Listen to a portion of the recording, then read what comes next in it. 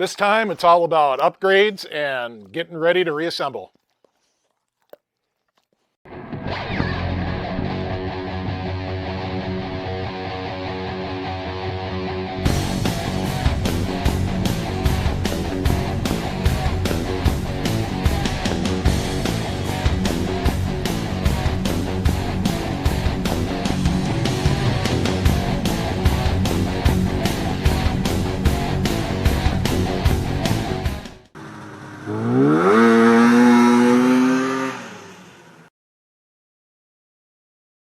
I'm going to make a couple upgrades to this sled. Let me walk you through what they are and why I'm doing them.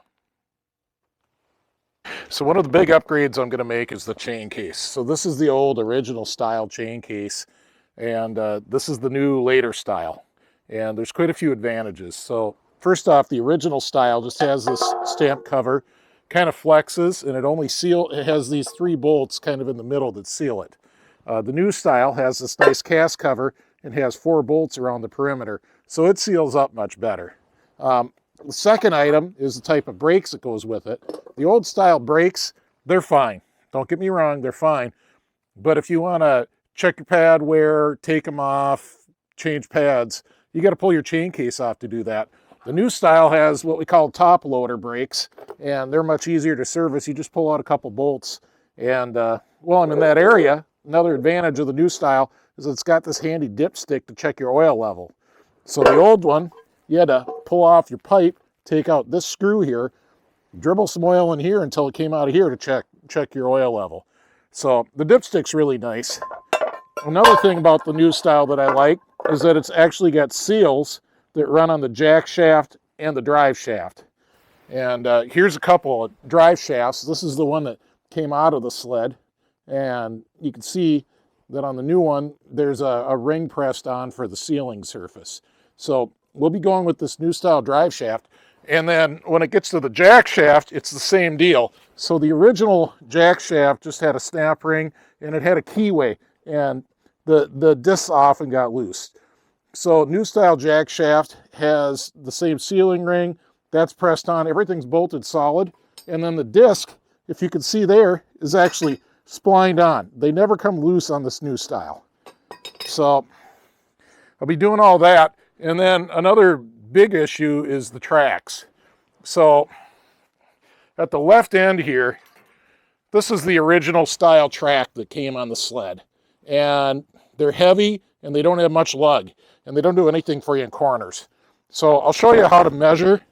When you measure track depth, if you could see where the tail of my caliper is there, you want to measure from the lug height to the base. And this one measures about 7/16 of an inch. It weighs 41 pounds. That's kind of heavy. So this middle track is the one that came on the sled. It's a 5/8 inch lug height, which is a big improvement over 7/16, but it weighs 36 pounds. Now over here is a, I don't know, mid-90s XCR or Polaris track. People call them the lightning bolt track. This is a 3/4 inch lug height and it weighs 33 pounds. So even going from 36 to 33 pounds, you're going to feel it on the acceleration of the sled. And then you can see the tread pattern is just that much more aggressive and helps you hang in there better in the corners if you're not running any studs. Well, it's a beautiful Saturday here in Minnesota, and I'm taking this gorgeous weather as a time to do some part prep for this cross-country Indy. Well, as you can probably see over my shoulder, I got a blast cabinet. It's got some real fine sand in it, and you can see I'm working on a chain case in here. Unfortunately, I noticed it's got a broken bolt right there that I have to fix, so that'll be part of the job. Did another cover and another chain case. This one was actually in a sled that was on fire, so that black stuff is melted plastic that's really not coming off. In the end, I'm going to paint all this stuff with some aluminum paint. I like it. I think it's easier to keep clean. It makes the grease wipe right off and it seals up the pores. All right, so as you can see, I'm back to a more conventional setup. Number 8 gas lens with the 30/32 tungsten. A lot different than the last time I was using the TIG welder, so I had to swap that out. Trying to get some arc shots here. Just a cheap camera with some welding glass over it. And Let's see what I can do.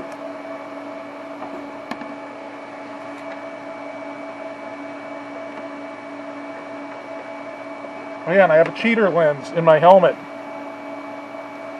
Built in. Let me tell you, the cheater lens sure helps in a situation like this.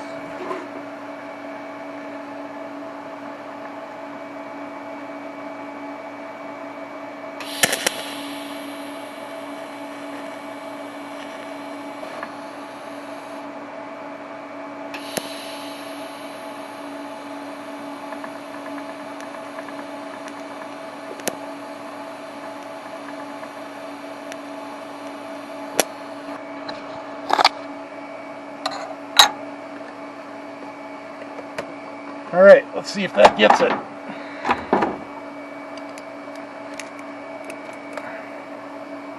Speaking of cheater lenses,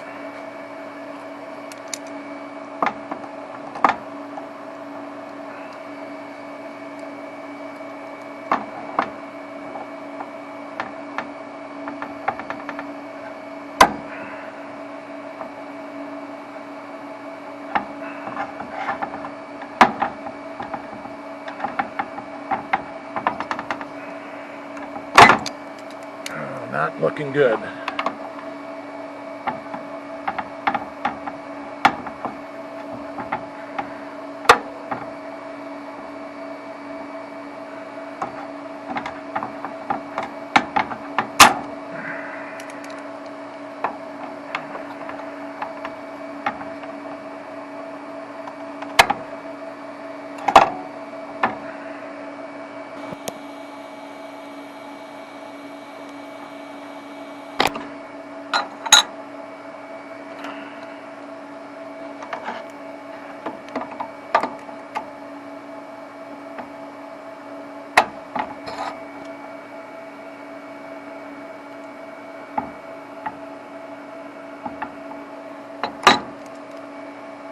No, it's going to break.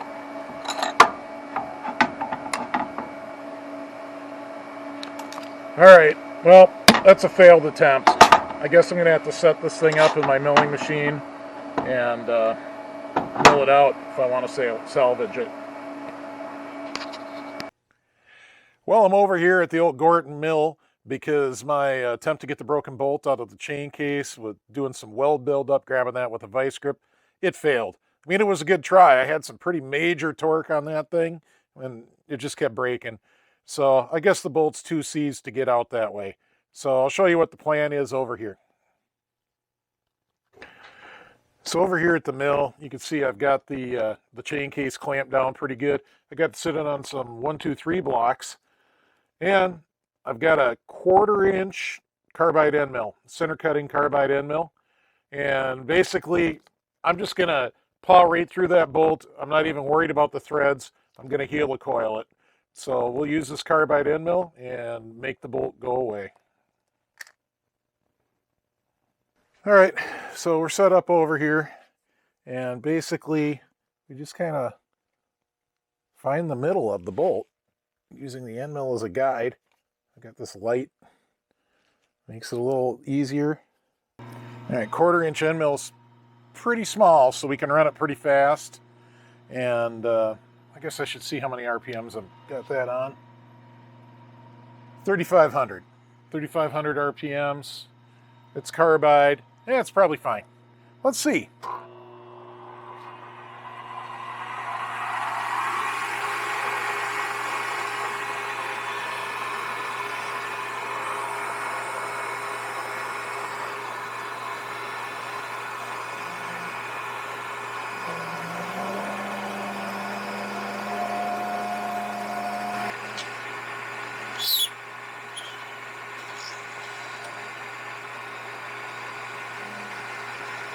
Through the bolt.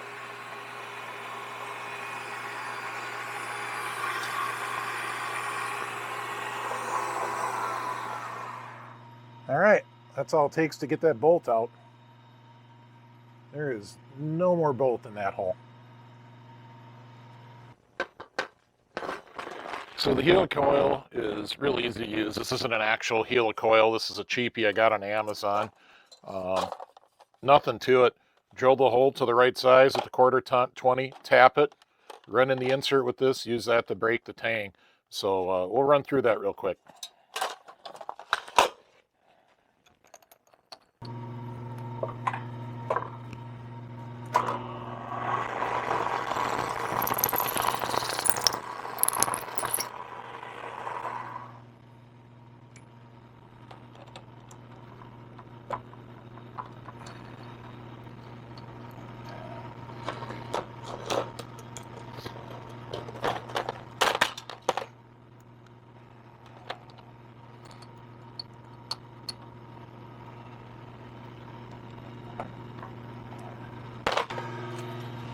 Like always, we're going to power tap, and since this is aluminum, we're going to use a little WD.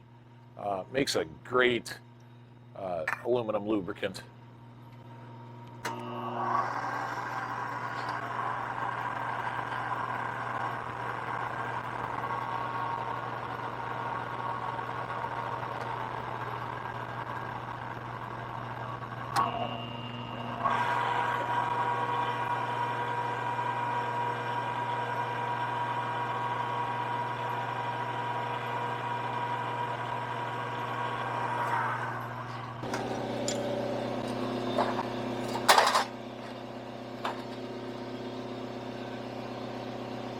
So, I don't know if you can see that. There's a slot.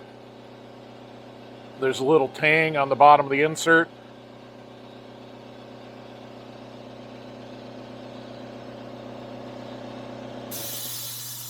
Just thread it right in.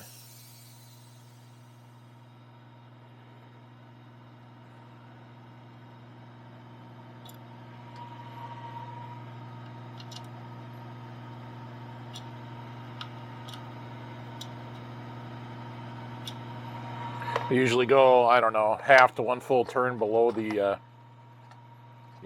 below the surface, below any chamfer. Break the tang off.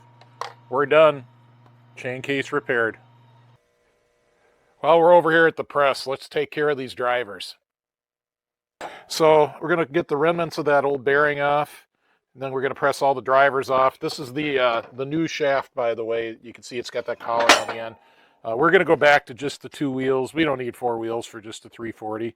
I have an air over hydraulic jack on here, so that makes my life just a lot easier when I'm pressing this stuff off and on. And I might have done it once or twice. So anyways, here goes. I'll set you up on the tripod and maybe do like a time-lapse deal here.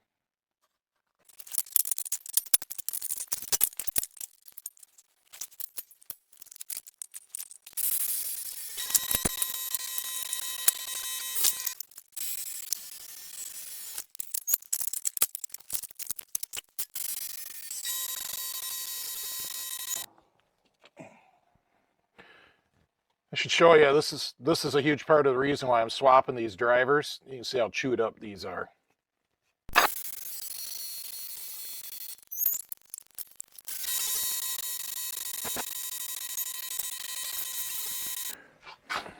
All right, time to press it back on. Like I mentioned, can't press over that collar.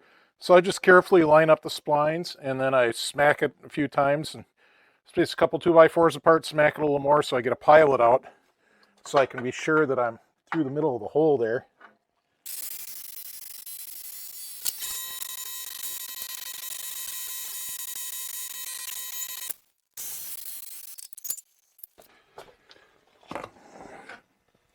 All right, I did make some marks to line up the drivers the way they were, just for clocking. And I don't know, it's kind of nice when you're working on a used shaft and your drivers are the same. So you can just press it to the same depth and life is good. That looks pretty good. Checking them against each other. Pretty darn good. It's one of the last warm days of the fall in Minnesota, so we're going to drag this thing outside, get it cleaned up, and then we'll get going on the reassembly. Stick around. Before I wash it, I'll just show you a couple things about the state of it. I'm not going to spend a lot of time washing the tunnel because I don't want the decals to peel off. My hoses, I've got them connected with this brass coupler. I'll tighten up those clamps a little more, but I plug all my hoses together and put my cap back on so that I don't lose any coolant or get any water in my coolant. You can see I've got all the switches out of the dash. In this case, I'm not going to pull the steering post. I'm just going to not, try to not spray the throttle block or the brake master. And for the brakes themselves, well, I just hung them over this gas tank mount and put the gas tank retention spring on them just to keep them from flopping around as I roll the sled around.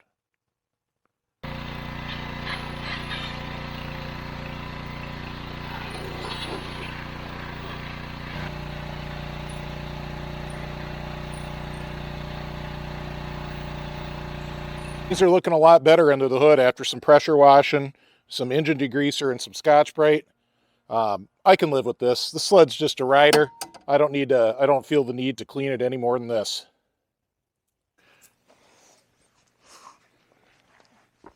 Well, that's a well-deserved beer. So that's the end of part 3. We made a lot of upgrades, did a lot of good things for this sled. Things that I think are improvements. Maybe it's not the right thing to do if you're doing a restoration, but I'm doing a rider, and it's good stuff for a rider. So part 4, we're going to take a look at the skid, and we're going to at least get started with the assembly, if maybe even get all the way through it. I guess we'll see how far we get. So if you like this kind of thing, be sure to subscribe, give the video a like, and hit that notification bell so you know when my next video is coming out. Thanks for watching.